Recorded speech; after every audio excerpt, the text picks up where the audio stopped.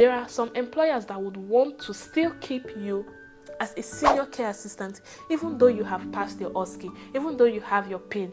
They keep giving one excuses or the other, like, oh, you're not ready to be a nurse yet, you're not ready to like take on this new job role, and then they keep you on that level so they can pay you lower than what you are supposed to earn. And because you have a clause that you have to work for your employer for a certain period of time, then you're afraid to leave that employer to get a new job. Those practices are going to stop.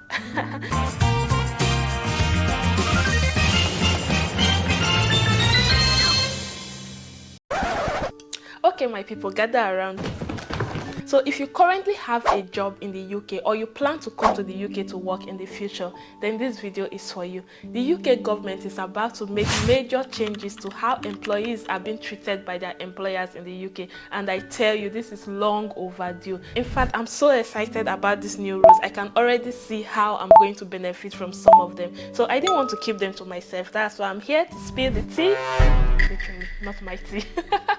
But I'm here to let you guys know what these new changes are. So without wasting much time, let's go ahead with the purpose of this video. The first rule on my list is that there's going to be a ban on 0-hour contracts, and this is like a blessing in disguise, because you guys remember that recently there has been a lot of exploitation of care workers coming to the UK. These workers are approached by employers or recruiters that give them 0-hour contracts, promising that when they get to the UK they are going to find a lot of jobs, and usually when they arrive in the UK they find out that they were lied to. So these workers, without knowing any better, back in their home country would borrow a lot of money, pay these recruiters thousands of pounds, come over to the UK, and when they discover that there is no work available for them, then they go into debt and they are scared to return back to their country. So with this new rule, that is going to be taken care of. Nobody is going to be deceived into signing a contract that does not have any specified hours allocated to the job that you are coming to the UK for, and this is going to provide more stability for workers, and it's going to prevent irregular work patterns.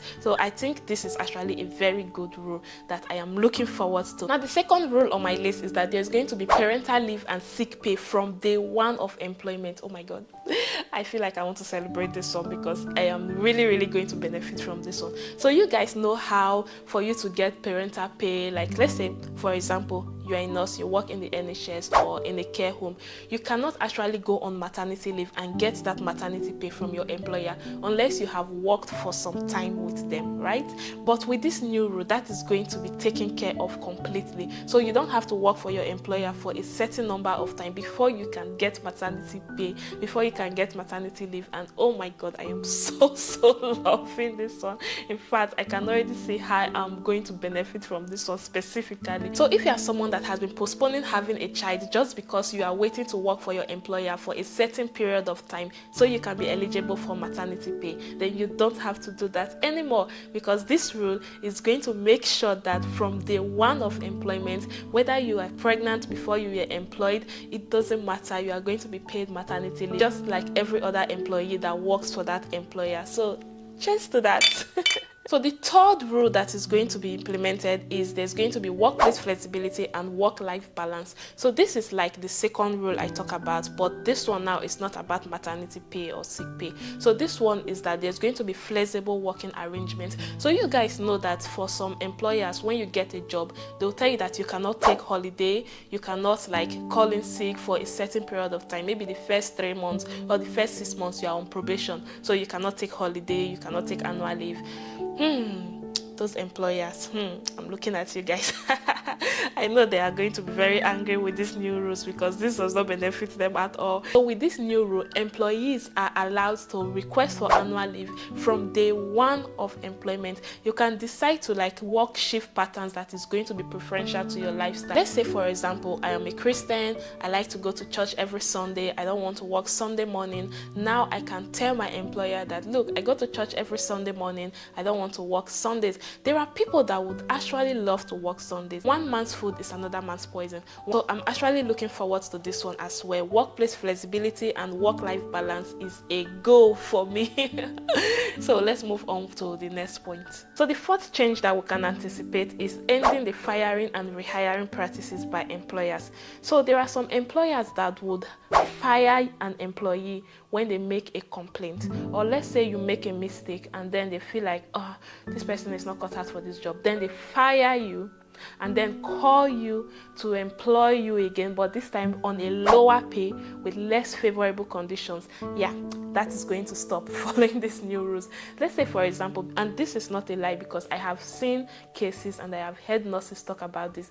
There are some employers that actually bring nurses to this country to work as care assistants first of all. Now, all of us actually went through that process. So when I came into the UK, I had to work as a senior care assistant. That is like a pre-registered nurse, but it's like a senior care assistant role actually. So I did that before I took my OSCE. And then after passing my OSCE, my job role changed to a registered nurse. But there are some employers that would want to still keep you as a senior care assistant, even though you have passed your OSCE, even though you have your PIN. They keep giving one excuses or the other, like, oh, you're not ready to be a nurse yet, you're not ready to like take on this new job role, and then they keep you on that level so they can pay you lower than what you are supposed to earn. And because you have a clause that you have to work for your employer for a certain period of time, then you're afraid to leave that employer to get a new job. Those practices are going to stop.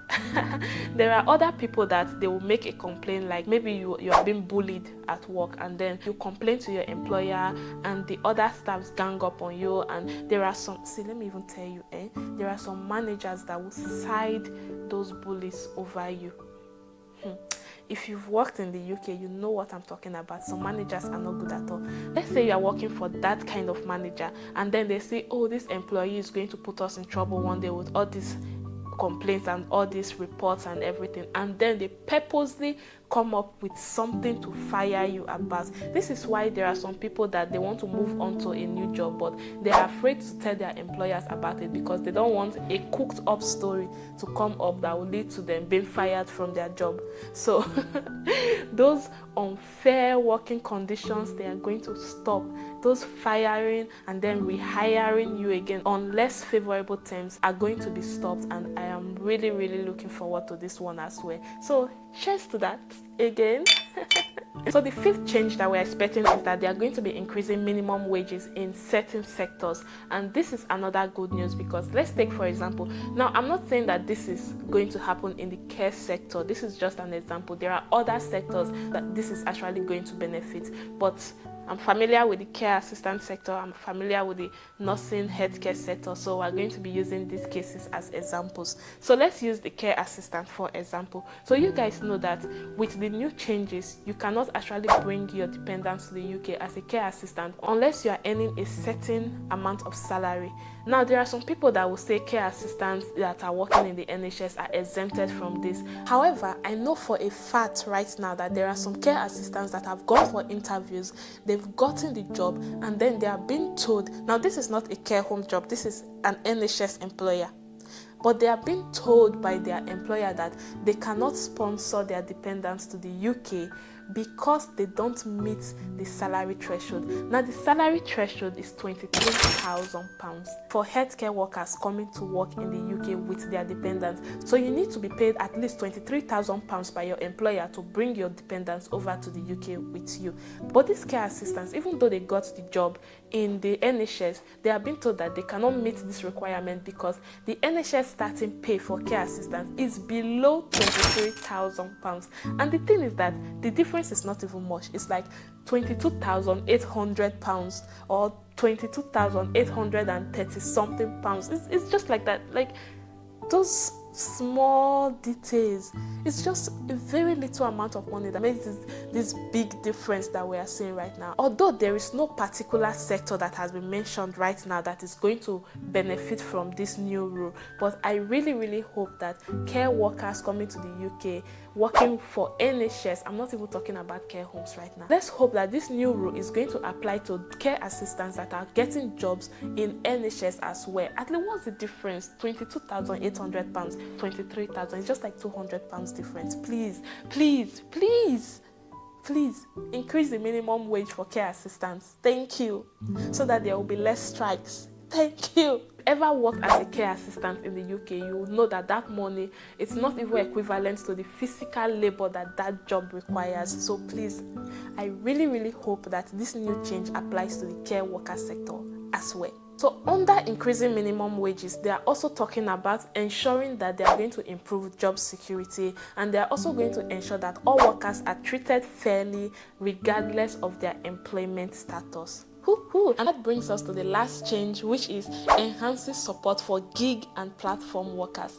So this is for those people that are being employed on temporary basis. So if you're a part-time worker, or you're a bank staff, you're a contract staff, this applies to you. So the thing is that they are going to make sure that you have the same employment rights and benefits as regular employees of that worker. So I actually have a bank job in the NHS Trust right now. I'm going to be doing a video later about transition from a band 5 care home nurse to a band 5 NHS nurse.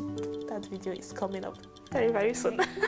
So anyway, I have a bank job in the NHS Trust right now, and when I was going through my contract, I noticed that they never said anything about maternity pay or benefits. So I'm assuming that as a bank staff, I am not entitled to maternity pay, which is something that I don't like at all. So with this new rule, if you are a bank worker like me, if you have a part-time job, it means that you are going to have the same employment rights and benefits as regular workers. I love this. So we're going to be having the same wages, the same working conditions, everything that you think that a permanent staff of that employer or of that organization has, you have to be eligible for it as well. And I love this. In fact, these new rules, I'm really looking forward to when they are going to be implemented. I so much love the UK government right now for coming up with these new rules that are going to be favorable to employees. It's high time that they start taking care of their employees. Don't you agree?